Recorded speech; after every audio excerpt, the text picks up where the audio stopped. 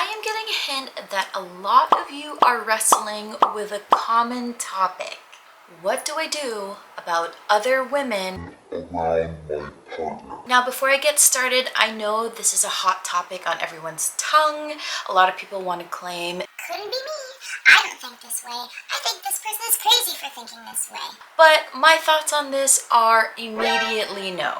In this channel and in this space, we talk about these topics for the defense mechanisms that they are. So if you've been betrayed, if you've been cheated on, if you've been lied to, if you've been stabbed in the back, this video is for you. And I get it because I have been there. Boy, have I been there. In this video specifically, we talk about how we can regulate those emotions when we feel anxious around other women in the room, around our partner, and how we can actually prevent it before we put ourselves in these situations. And again, I just want to reiterate that these are for my people who have been cheated on, betrayed. They feel like they're in a healthy relationship, but they seem to be the ones that are sabotaging it. This video is for you and I'm here to help you out. If you are new to my channel, hi, my name is Vero. I help you all glow, grow, and thrive through those toxic relationships and jealousy issues in your life. So let's start healing together. Let's first address what comes up when you see an attractive woman around your partner. Many things may be running through your head. Why is she here?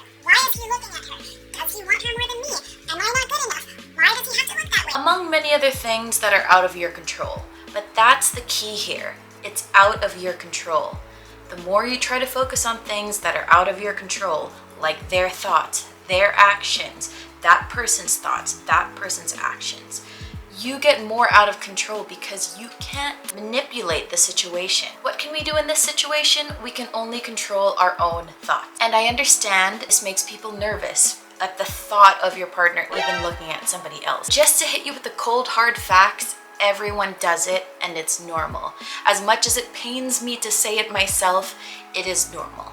It's normal for any of us, including you, so you're not left out of this equation, to look at someone and think that they're attractive. Now, in saying that, there is a difference between just looking and disrespectful looking. And when it comes to disrespectful looking, that's a whole other topic. We're here trying to wrangle our feelings over situations that are actually normal. It seems normal to everyone else, seems normal to anyone who doesn't have this kind of trauma, but to us, it is debilitating and it weakens us to the core. What feelings that are coming up for you right now can be differentiated into two different categories. I've mentioned this many a times, but I'll bring it up again for this video. Two different things that you should look out for is hypervigilance and jealous bias. Hypervigilance is the elevated state of anxiety of scanning the room and assessing any threats that might come your way. Jealous bias is when you are thoughtfully and intentionally looking for something to go wrong to prove your bias, to prove that you were right, and to protect yourself. Now, with that being said, we are going to look at techniques on what we can do to regulate our emotions during moments like this. There are two important techniques that you can try that have really helped me, and I hope they help you too.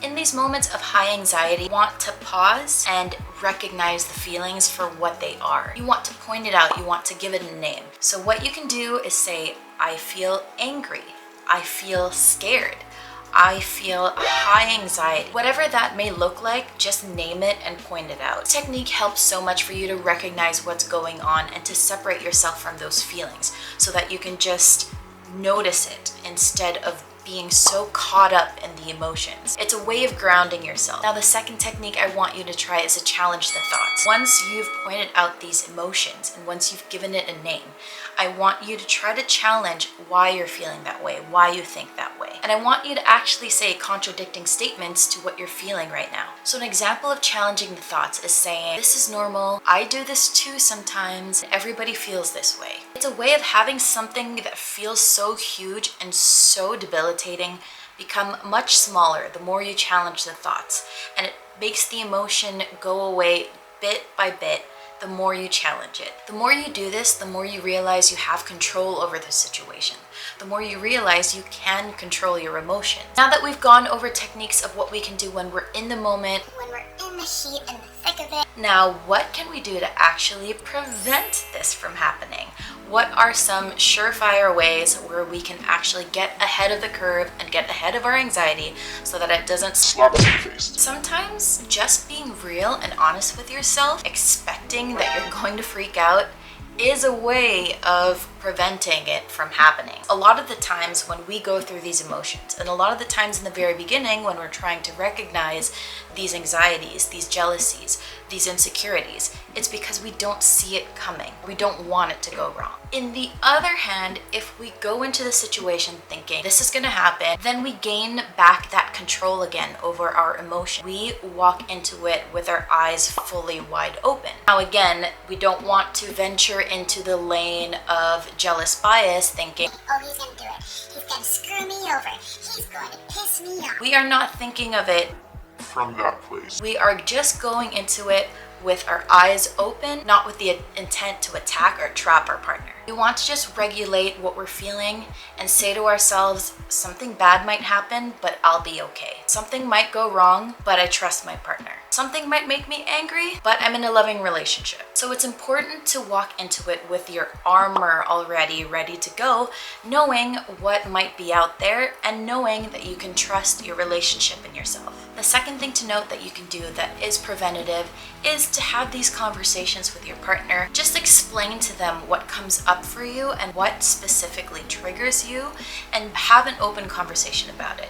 Inviting them into the conversation and allowing them to peer into what's going on in your head lets them understand you better and provides them the opportunity to create a safe space for you when these feelings come up. A lot of the time, they don't understand what's going on, especially if that's not something that they've gone through. They don't know what to look out for, and sometimes they might not be aware of their shortcomings. And this way, they won't get blindsided when you start attacking them if you do, and they can try to also come up with their own game plan of how to approach the situation when you do get a little bit worked up. We're taking baby steps, and relationships is a two-way street. We want to know that your partner can handle the insecurities that you have, and you want them to be fully aware and fully disclosed of what goes on for you. So now that we have all this information, what do? I want you to know that you are stronger than you think. I know it can seem hard, and some days will be wins and some days will be major losses, but the fact that you recognize that you want to better yourself for the relationship, for yourself,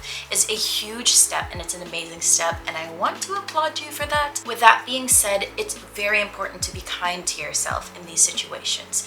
It's important to know that you are still growing, that you are still going through the motions, and when you make mistakes, that it's okay. And when you feel these emotions, it's okay, because there's a lot of people in this channel, in this community in general, who actually feel this way as well. I believe in you, and you can do this. With that being said, thank you so much for watching this video. Thank you so much for all your support, and I will see you guys in the next video. Bye!